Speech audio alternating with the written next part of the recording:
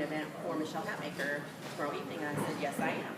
She said, well, you do realize that she's running against Mark Henry, and this could be very damaging to your business. And if you don't believe me, you might want to ask Sudie's how they did when they hosted an event like this.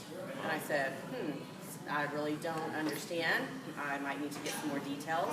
I was a little concerned about this being damaging to my business. She goes, well, I have no problem writing some letters and letting people know that you're supporting Michelle Hatmaker.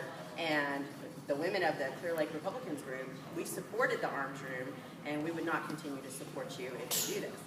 And I was like, well, let me get back to you because this is very concerning and I need to get more details.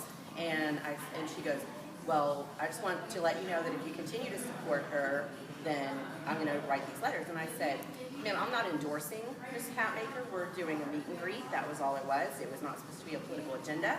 I would be more than happy to do something for Mark Henry or whoever else, as long as they were pro-Second Amendment and they were, involved in small business and promoting small businesses. I would be glad to do it for any candidate. And so she goes, well, I would be glad to hear back from you. I'd like to see how you're going to handle this. Because again, I would have no problem writing letters. At that moment, my first reaction was, we're going to cancel this event because I really don't want this nightmare. And then she called me. And then I was like, well, wait a minute. I kind of got mad. I'm a business owner. I believe in the Second Amendment, and it protects our First Amendment. And I called Crystal and I was like, I'm really concerned. This really upset me. And she's like, it really upset her. And then she said, that's a problem. I have a very good relationship with Heidi T. She and I have a kinship. We both served in the military. She holds an FFL. I've got some of her beautiful firearms here on consignment. She has been a wealth of information. She educates me. I'm more or less apolitical. I don't really have one person, and I don't exploit my beliefs I don't support just one candidate. I like to hear what everybody has to say, and I make my decision based on the candidate, not necessarily the party. So I'm very, I kind of step back.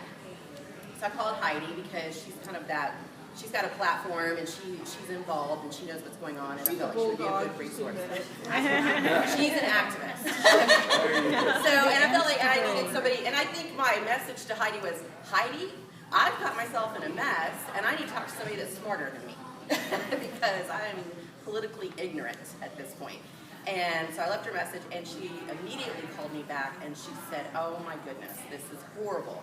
She wanted to know who had called me. I said, I don't recall that she told me her name. She goes, you need to find that out. I said, okay. So we went back, and we looked through the incoming calls, and the person's name came up, and it was Roxanne, and Lewis was her last name. And so I called Roxanne Lewis back, and I just wanted to let her know that I was very, very concerned about this, and I just wanted to talk to her and maybe get more details. I don't want to assume or presume that I misunderstood what she might have to say. She did not call me back. So the more I thought about it, I don't take ultimatums well. The arms room is open to everybody. I don't discriminate against your beliefs or your political parties or anything else.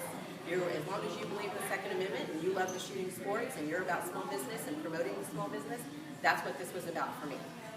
So here we are. And it has exploded.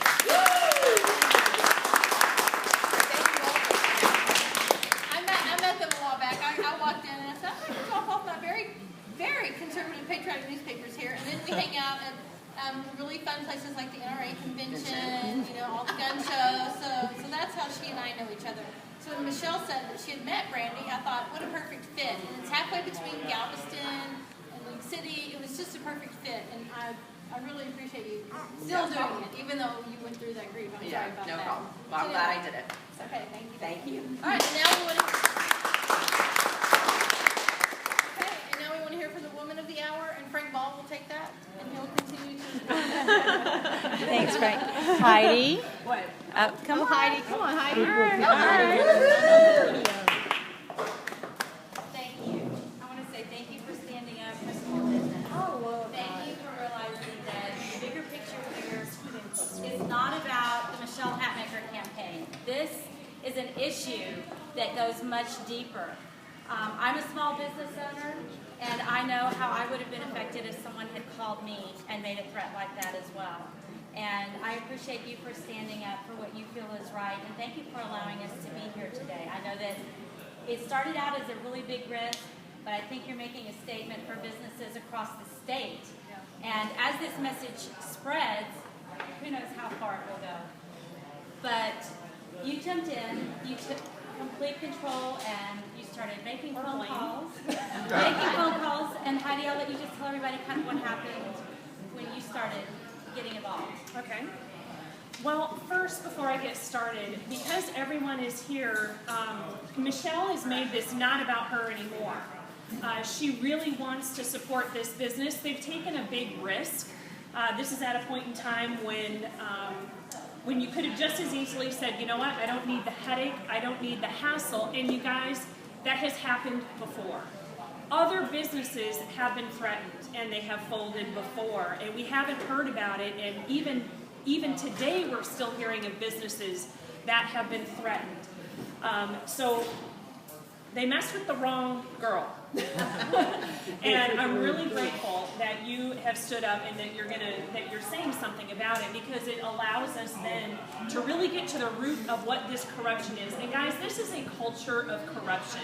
And as long as it is continuously swept under the rug, as long as they continue to allow it, by allowing it, they condone it. And by condoning it, they encourage it.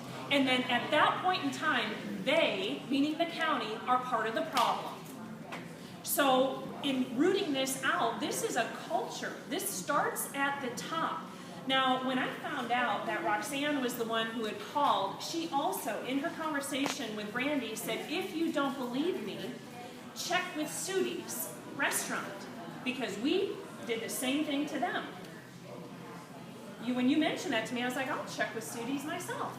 I called them up, and indeed, they had been threatened in the same exact manner and told that their business would be damaged and destroyed if they did not cave, if they did not kowtow. They seem to be doing fine, although the Republicans have moved their events elsewhere. But I encourage you to also go in there, have a dinner, and just say thank you to him too, because he started to make phone calls as well. I called everybody. I did the proper chain of command actions. I called my mayor, the mayor of League City. I called my county commissioner, who sits on this county court and whose employee this is. I did everything the way it's supposed to be done, encouraging action. Because it does not matter when you know something if you don't do something about it. I was disappointed to hear. I was told that we can't do anything about this until after the election. Go figure. Roxanne Lewis was still Well, why? There is right and there is wrong. It doesn't have a timeline. Do something. Well, the headlines won't look good. No, they won't. The headlines won't look good for the county. In fact, it might impact other deals going on. I said, really? I said, so now we're making a political decision on something. I said, how about you do the right thing and let the chips fall where they may? Just do the right thing for once. I said, and I told this person in the county, I said, reform is hard. It hurts. But in order to do the right thing, that's usually going to be the harder thing to do. So how about you get to it?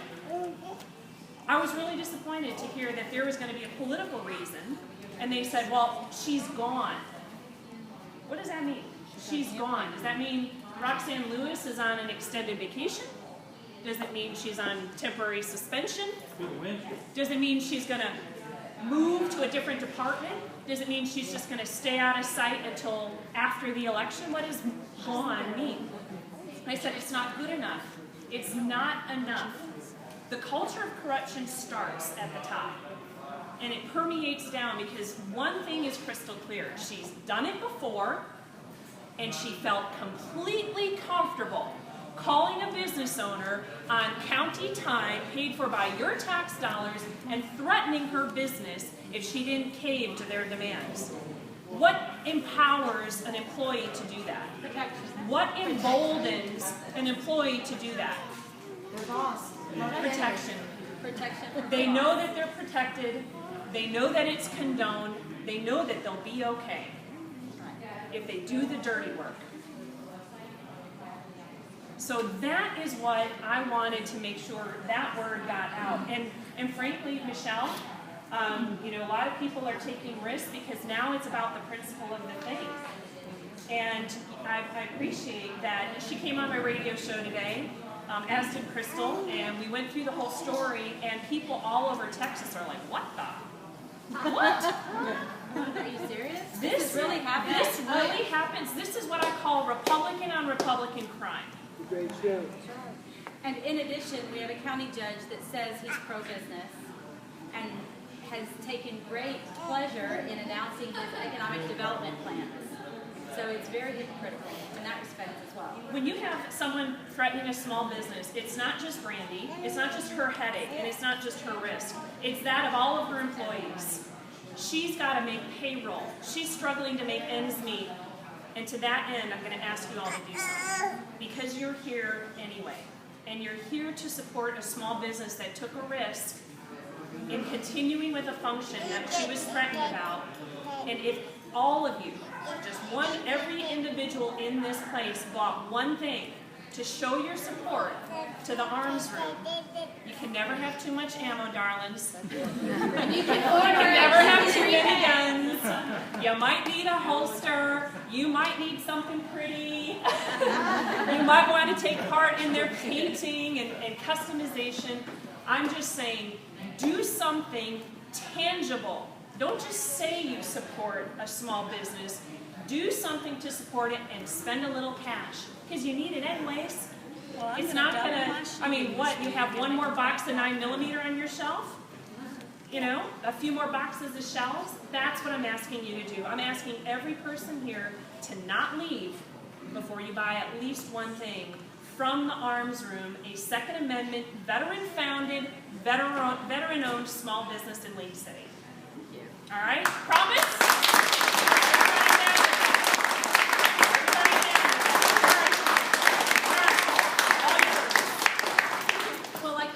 This isn't about me. It did start out to be a meet and greet, and I did want to make myself available to the community.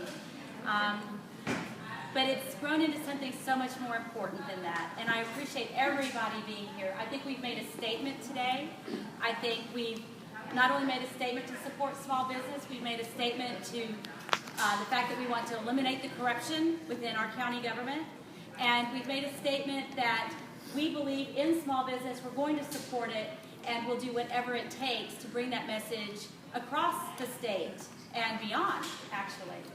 So thank you so much for being here, and like I said, it's not about me. We want to thank Brandy, and I want to thank Heidi. We so appreciate you doing this, but I've got to tell y'all, this culture of corruption is going to continue if the current county judge stays in office. So you need to go out and vote. You need to Facebook your friends. You need to text everybody on your cell phone and get them out to vote. Tomorrow's the last day of early voting, and Election Day is Tuesday. This is critically important. This race will be won or lost Tuesday. This is so very important, so please vote for Michelle. Get out and vote. That's Michelle, correct. I'm going to throw something to the arms ring. My wife and I personally bought 4 weapons here. I came in a little late, but they have a great gunsmith. I hadn't heard anybody say anything about it, and I've had 2 weapons working on here, and their gunsmith is awesome. So, and I'll continue to do business here. Thank you.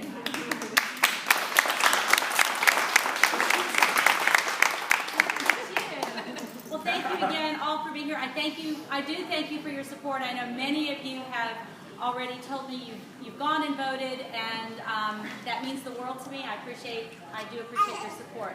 If you haven't, like Cheryl said, please go vote. Tell your friends, get it out on Facebook, any way you can. So thank you again.